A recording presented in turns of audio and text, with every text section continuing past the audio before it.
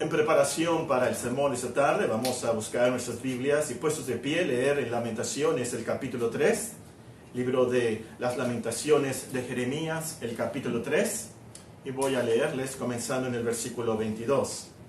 Jeremías, el capítulo 3 y el versículo 22. Ustedes siguen con sus vistas, por favor, la lectura de la palabra de Dios.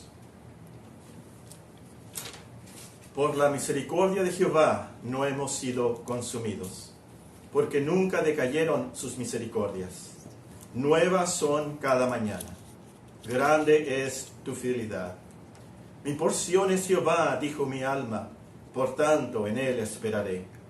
Bueno es Jehová a los que le esperan, al alma que le busca. Bueno es esperar en silencio la salvación de Jehová.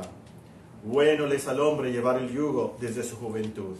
Que se siente solo y calle, porque es Dios quien se lo impuso. Ponga su boca en el polvo, por si aún hay esperanza.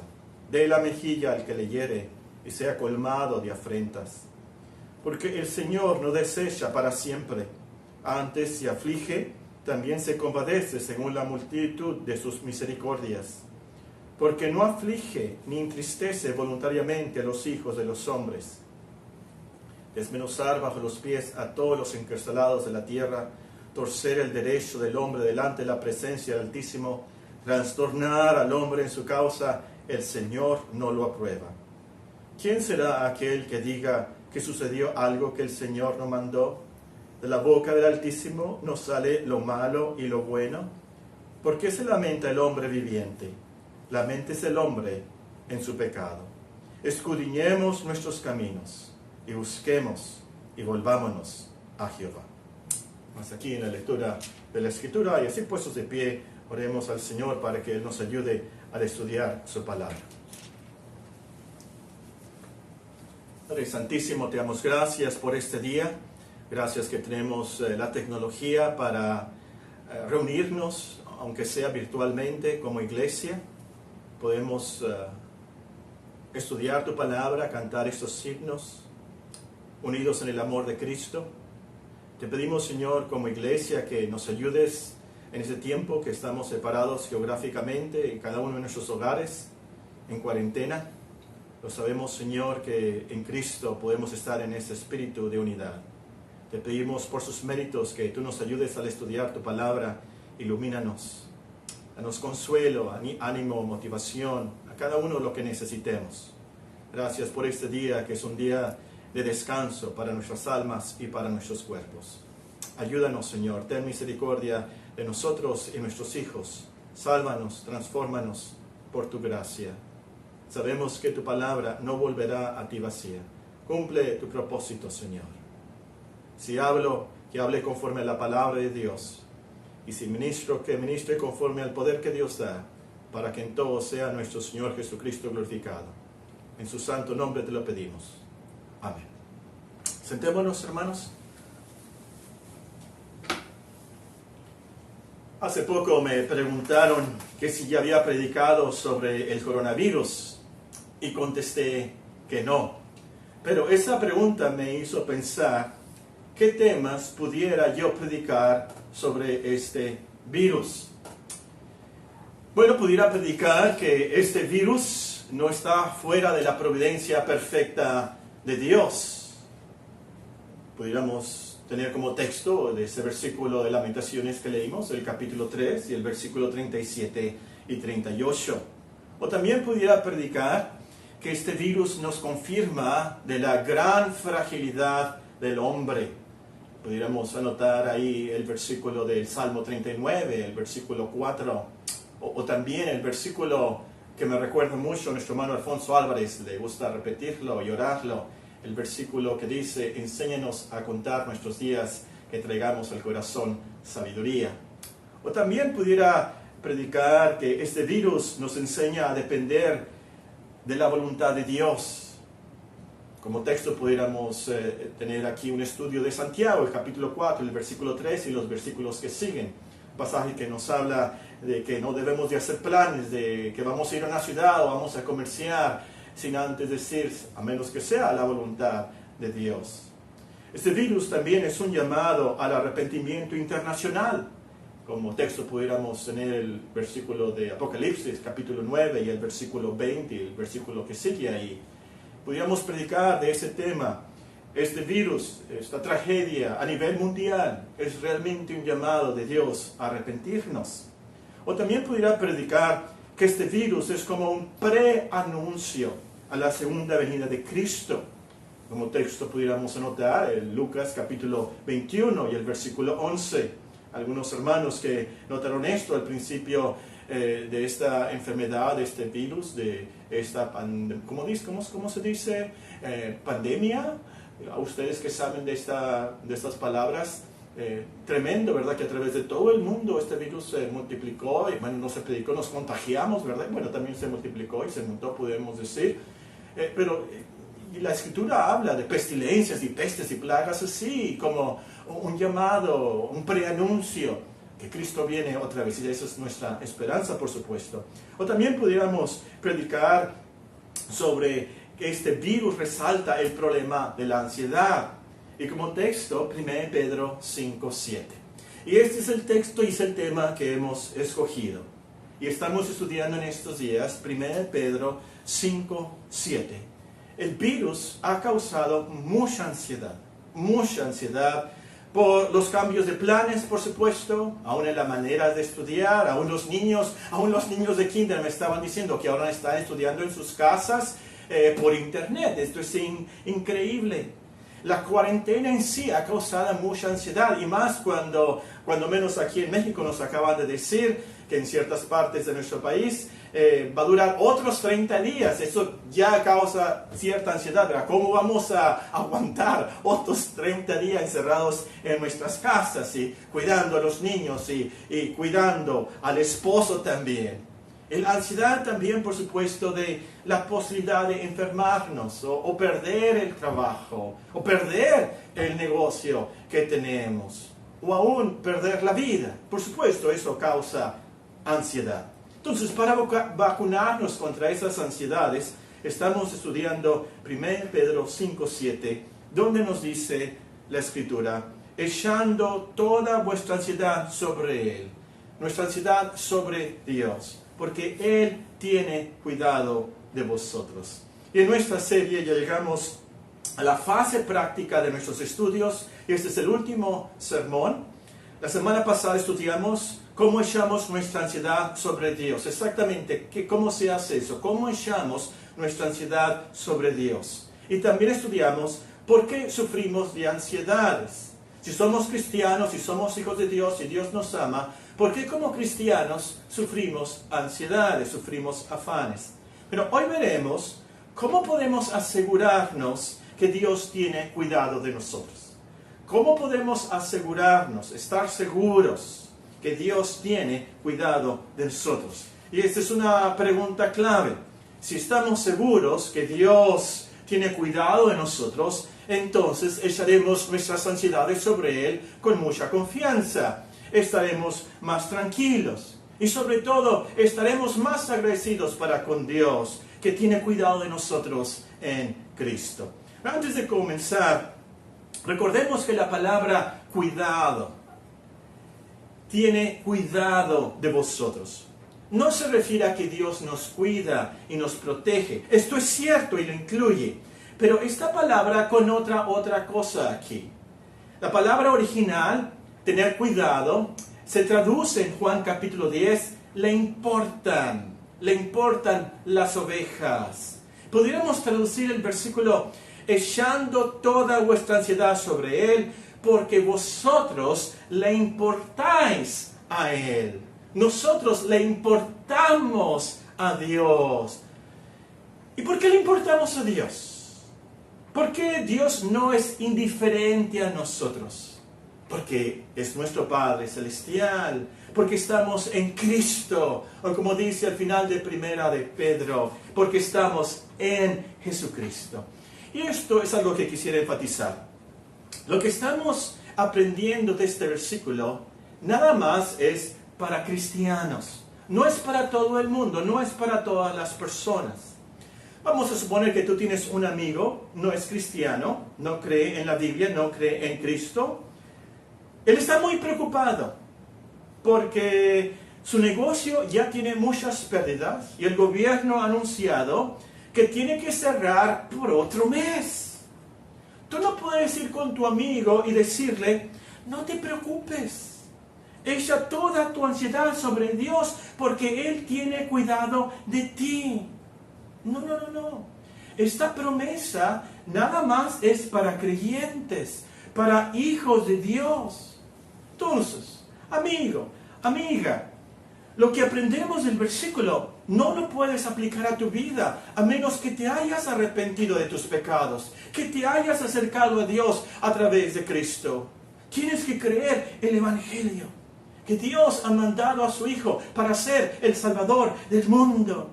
Tienes que creer en la Biblia, las promesas de vida eterna que se nos dan en Él. Y es entonces que podrás aplicar promesas como esta a tu vida. Y lo principal, sobre todo, vas a poder vivir agradando a Dios. Y vas a poder tener la esperanza de glorificarle a Él por toda la eternidad. Muy bien, con eso en mente comencemos nuestro estudio contestando la pregunta, ¿cómo puedes estar seguro que Dios tiene cuidado de ti? Y lo primero que tienes que aprender aquí es que Dios tiene cuidado de ti aunque no estés seguro. Dios tiene cuidado de ti aunque no estés seguro que lo hace. El cuidado de Dios no depende de nosotros. No depende de nuestra fe. No depende de nuestros sentimientos.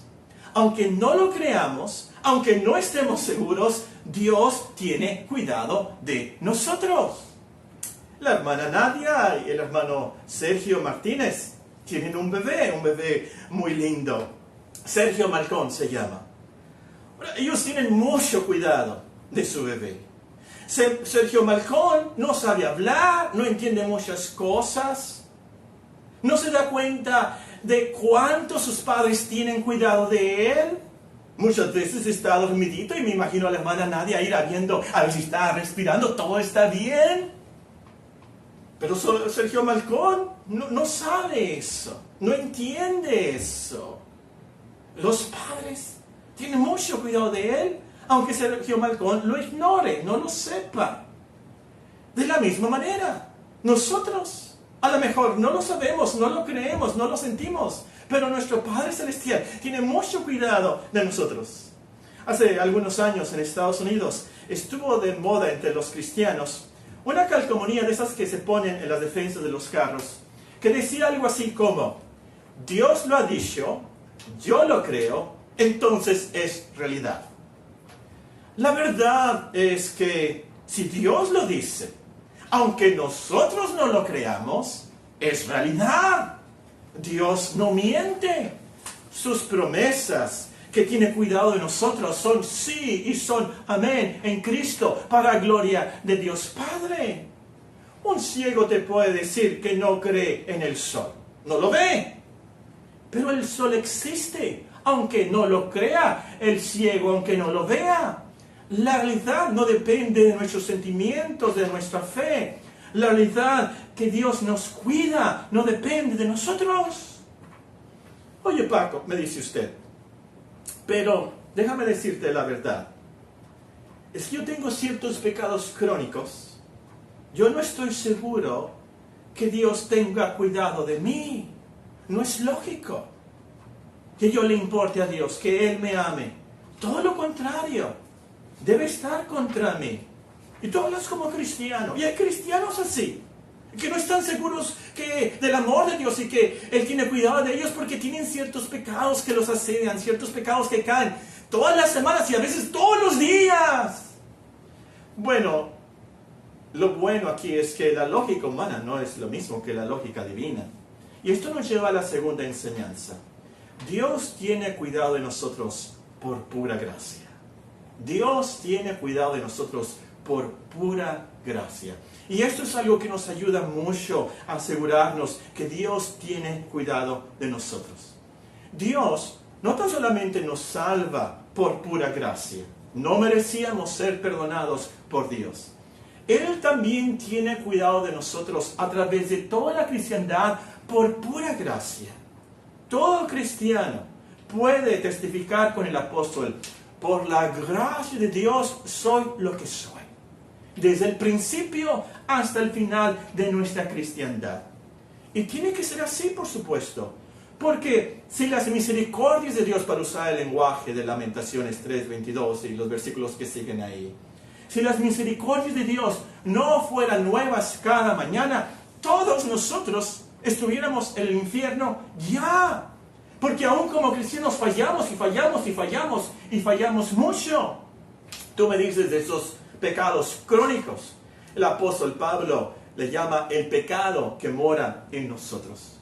Es por esos pecados que llora él en Romanos capítulo 7. Miserable de mí, ¿quién me librará de este cuerpo de muerte? Y claro, nos sentimos mal, lo lamentamos y nos sentimos miserables. Y nos arrepentimos, por supuesto, lloramos por esos pecados.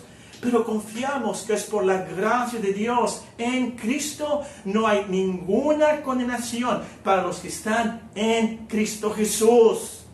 El apóstol Pablo termina el capítulo 7. Miserable de mí, ¿quién me librará de este cuerpo de muerte? Pero lástima que dividieron el capítulo ahí, porque él dice: gracias a Dios por Cristo nuestro Señor. No hay ninguna condenación para los que están en Cristo Jesús. ¿Sabes personalmente esto, hermano? Personalmente, has llegado al punto de reconocer: Dios me ama, Dios me favorece, Dios me perdona todos mis pecados, aunque no lo merezca, aunque merezca ser castigado, aunque merezca ser enviado al infierno para siempre. Dios tiene cuidado de mí por pura gracia. Ese es el cristianismo. Reconocer que somos pecadores por naturaleza, pero por gracia somos salvos. Y esto por medio de la fe en Cristo. Y esto es un don de Dios, no por obras, para que nadie se gloríe.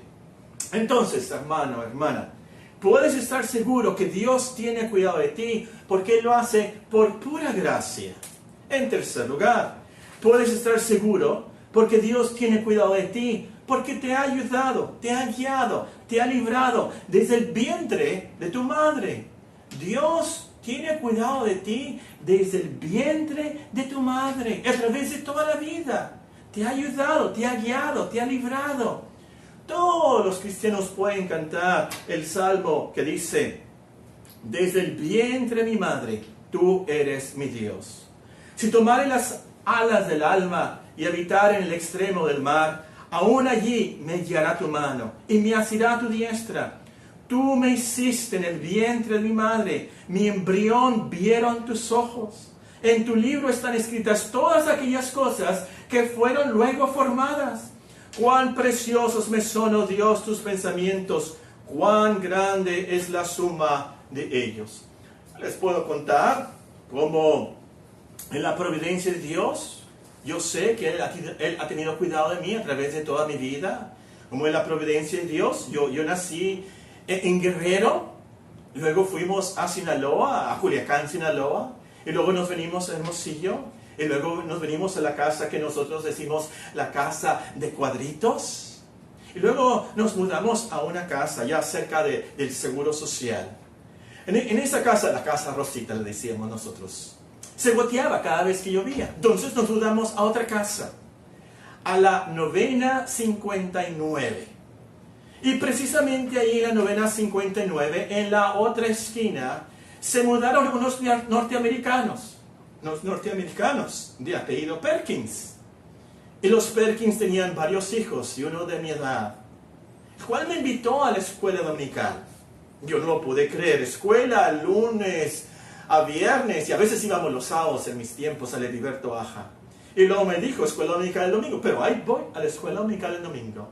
Y fue donde primero escuché el Evangelio, y escuché de Dios, y escuché de Cristo. En la providencia de Dios, Él ha tenido cuidado de mí, de mudarme ahí, de escuchar el Evangelio. Puedo contarles de cómo Dios me salvó de que me atropellaran, bajando de allá la bajadita de la 5 de mayo, cerca de la casa donde vivía el papá de Melissa y el Mundo López.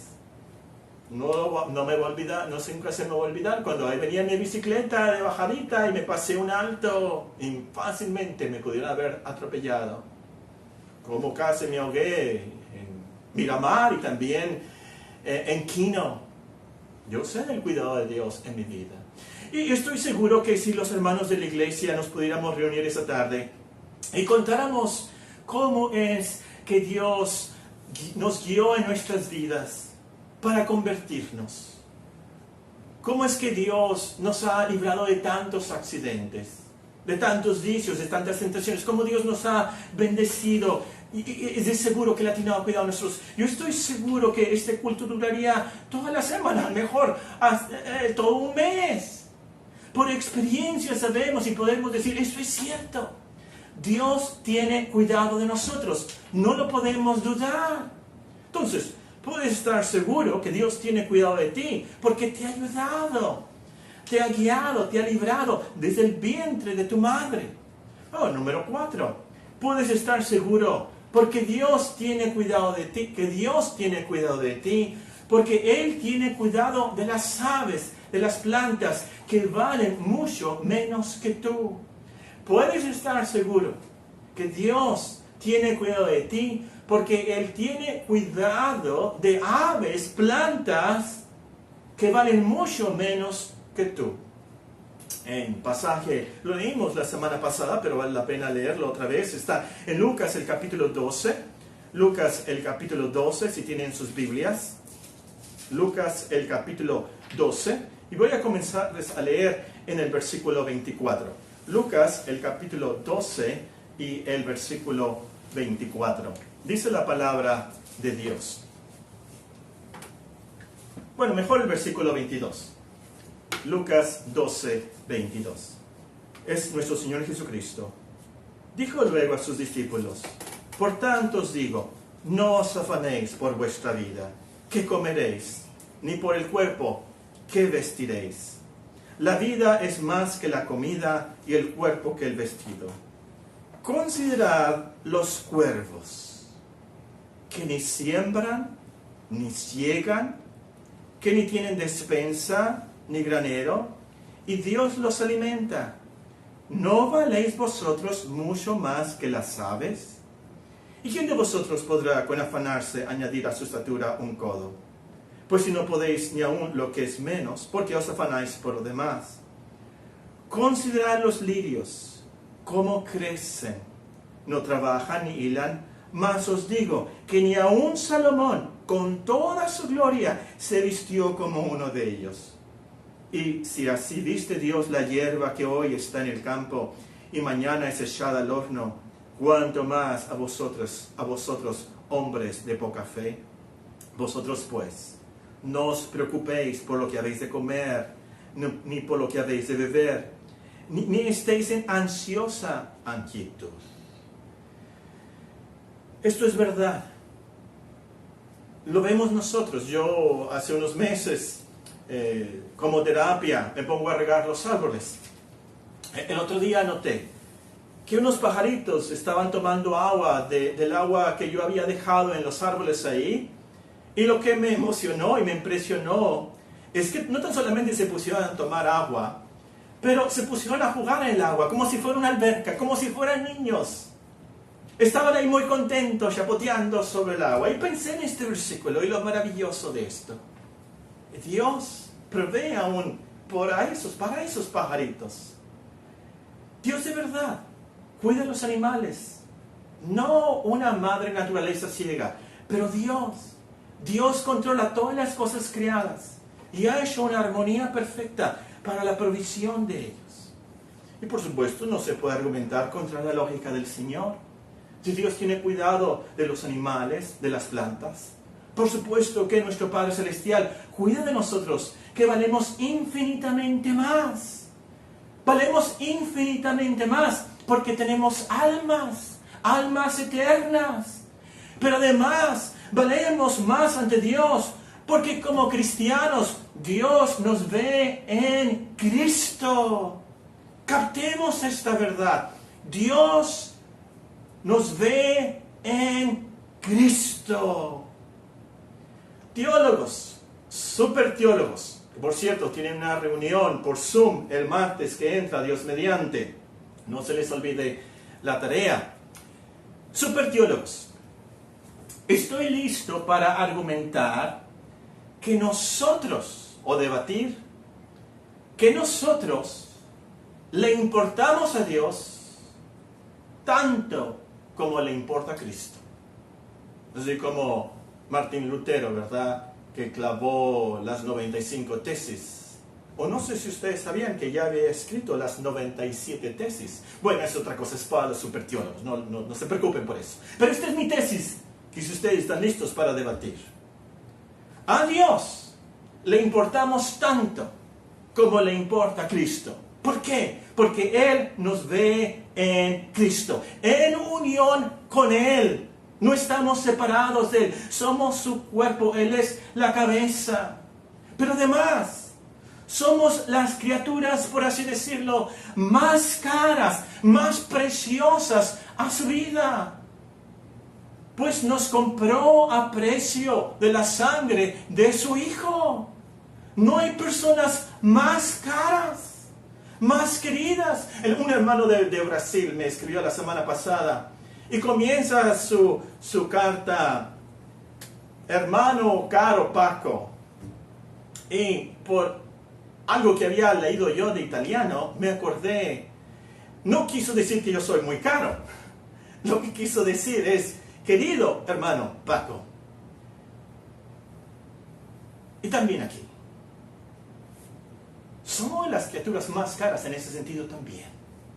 Más caras, más queridas, más estimadas, más preciosas a la vista de Dios, pues nos compró a precio de la sangre de su Hijo Jesucristo. Él nos rescató, Él nos redimió, no con oro o plata, pero con la sangre preciosa de Cristo, como nos dice en 1 Pedro. Y esto nos lleva al quinto y el principal punto de todo esto. Tú puedes estar seguro que Dios tiene cuidado de ti, porque Él mandó a su Hijo a morir por nosotros. Él mandó a su Hijo a morir por nosotros. La cruz es la gran evidencia, la gran garantía que 1 Pedro 5:7 es verdad. Dios mandó a su Hijo, su unigénito, en quien tiene toda complacencia desde la eternidad, y lo sacrificó en la cruz por nosotros, por el castigo que nosotros merecíamos, por nuestros pecados contra Él. Dios lo mandó a vivir y a vivir por nosotros, siendo nosotros sus enemigos rebeldes. Si Dios hizo eso, de seguro, ahora que somos sus hijos, Él tiene cuidado de nosotros, se preocupa más por nosotros, por así decirlo, nos ama más ahora, porque somos sus hijos, redimidos por la sangre de su Hijo. Esa es la lógica de Romanos 5:8. Dios demostró su amor para con nosotros, en que siendo aún pecadores, Cristo murió por nosotros. Pues mucho más, estando ya justificados en su sangre, por Él seremos salvos de la ira. Porque si siendo enemigos, fuimos reconciliados con Dios por la muerte de su Hijo, mucho más, estando reconciliados, seremos salvos por su vida. Es la misma lógica, lo último también de Romanos 8:32. El que no escatimó ni a su propio Hijo, sino que le entregó por todos nosotros, ¿cómo no nos dará también con Él todas las cosas? Si Dios no escatimó, sino que entregó para ser sacrificado a su Hijo, para ser crucificado por nosotros, claro que le importamos, claro que nos ayudará, claro que nos guiará, claro que nos protegerá hasta que lleguemos al cielo. Entonces, cuando la serpiente antigua, cuando el diablo te diga que Dios no te ama, que Dios es indiferente a tus sufrimientos, que tú no le importas a Dios, Corre a Cristo, corre a su cruz, ve su corona de espinas, ve su sudor, ve su sangre, escucha su Eli, Eli, lama sabactani, y calla así al diablo, y calla así tu conciencia. Mayor que tu conciencia y tu corazón es Dios. Tu conciencia te acusa de pecados, pero corre a la cruz y ve el amor, la gran evidencia del amor de Dios. ¿Cuánto le importas? Porque Él te compró con la sangre de su Hijo. Claro que le importamos. Claro que tiene cuidado de nosotros. Como dice el profeta, somos el fruto de la aflicción de su alma. Somos sus criaturas y nos compró con su preciosa sangre. Oye Paco, te voy a ser sincero, me dice usted. Yo creo todo esto. Yo soy cristiano, yo leo la Biblia, yo oro, pero por más que echo mis ansiedades sobre Dios, y a veces ayuno por esto, de todas maneras, ahí está. Siguen las ansiedades. Te voy a ser sincero, a veces no duermo, a veces tiemblo. Bueno, suponiendo que tú eres cristiano, de verdad cristiana, que estás echando tus ansiedades sobre Dios bíblicamente, como ya vimos. Entonces, número 1, ten en cuenta que a lo mejor tienes un problema médico.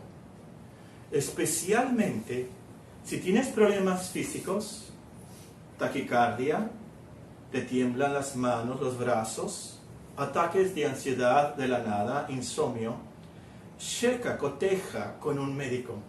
No sea que tengas un problema de tiroides, un problema hormonal, algún problema de falta de serotonina, alguna otra cuestión médica. O a lo mejor es falta de ejercicio, sobrepeso o mala alimentación. Muchas veces lo que resuelve nuestros problemas de ese tipo es el ejercicio. A mí me ha ayudado mucho. Bueno, número 2. Entonces, número 1, ten en cuenta que a lo mejor tienes un problema médico. Tú estás interpretando tus temblores, tus ansiedades, pero como si fuera algo espiritual, pero es algo médico a lo último. Pero número 2, ten en cuenta que al echar tu carga y confiar en que Dios tiene cuidado de nosotros, no excluye nuestra preocupación natural y bíblica por algo, por alguien.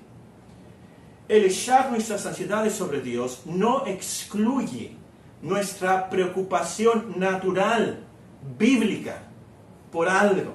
Por ejemplo, tu hija tiene muchos problemas.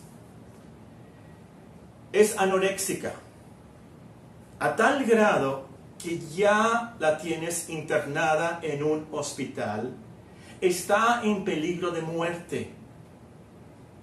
Has gastado mucho dinero en muchas terapias.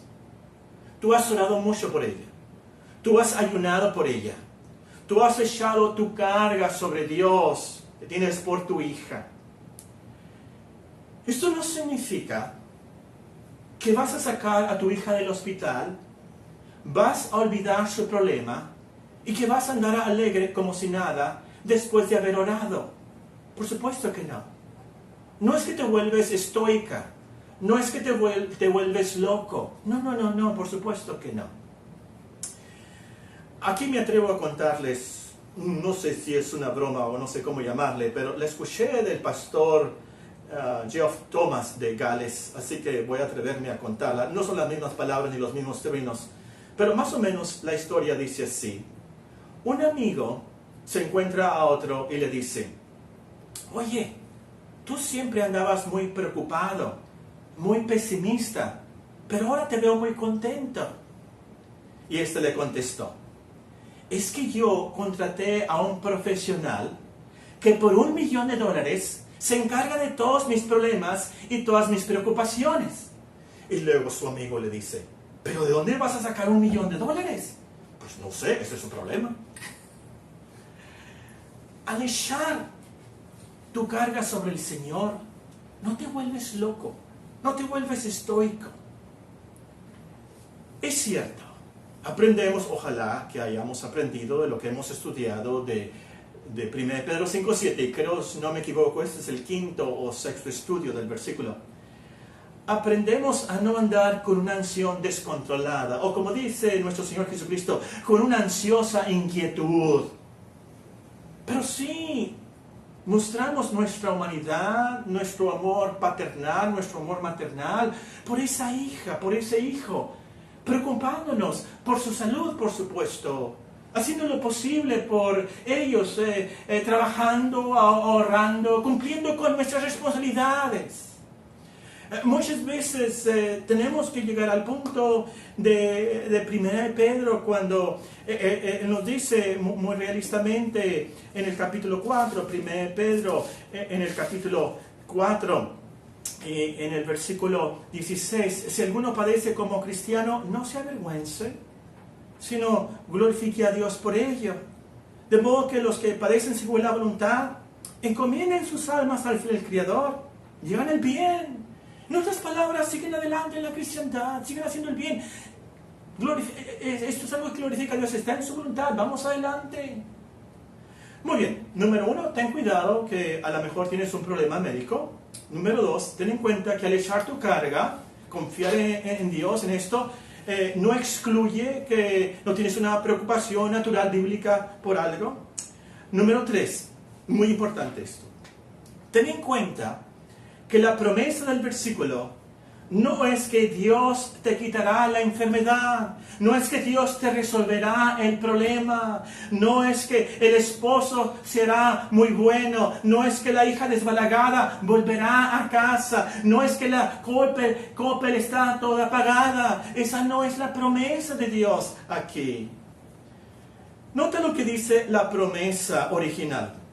La promesa original, la cual cita el apóstol del Antiguo Testamento en griego, dice así, Salmo 55, 22.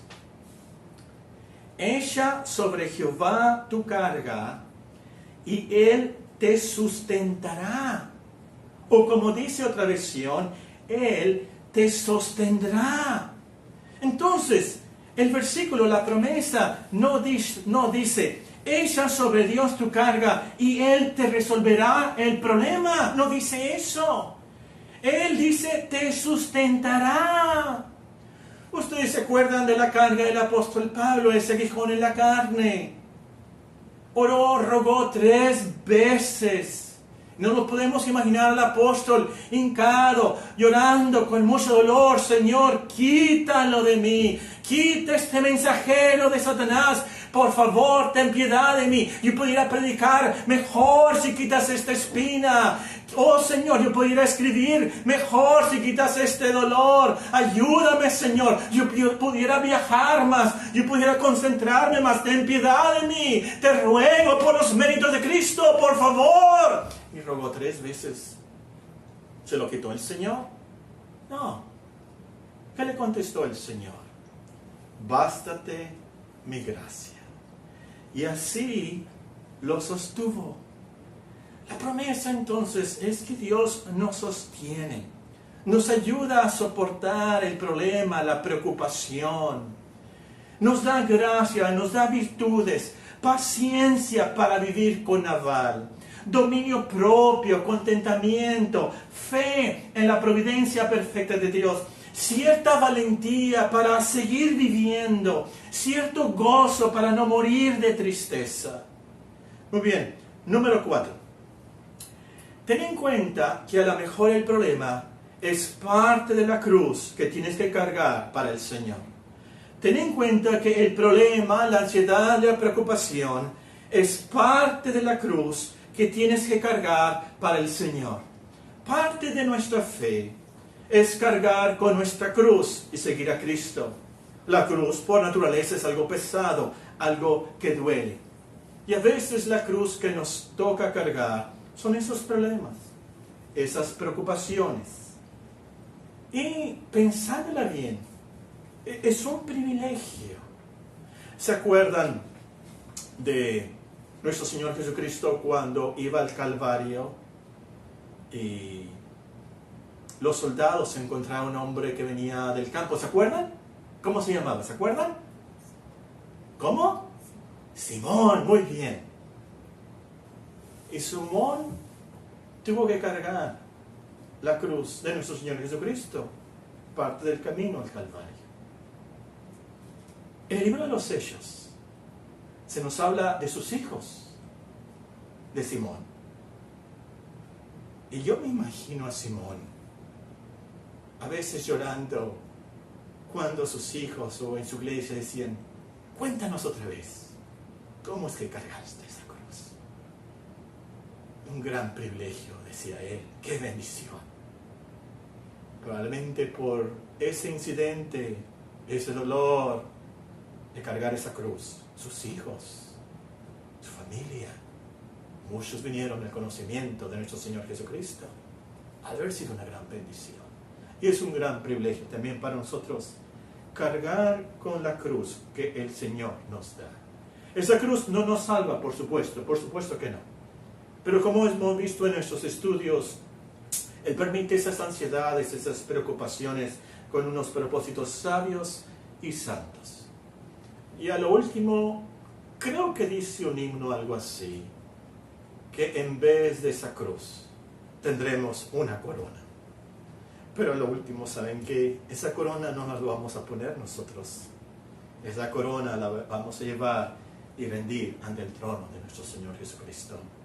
Pero un último comentario sobre nuestra frase y terminamos. Si Dios tiene cuidado de nosotros a tal grado que mandó a su Hijo morir por nosotros, entonces Él merece que lo honremos, que lo adoremos en nuestra vida y por toda la eternidad que estemos agradecidos por esto. A lo último, para deshacernos de toda ansiedad, el secreto es concentrarnos no tanto en cómo echamos esa ansiedad sobre Dios, pero concentrarnos cuánto nos ama Dios en Cristo. De eso se trata el versículo al último. Y todo para su gloria.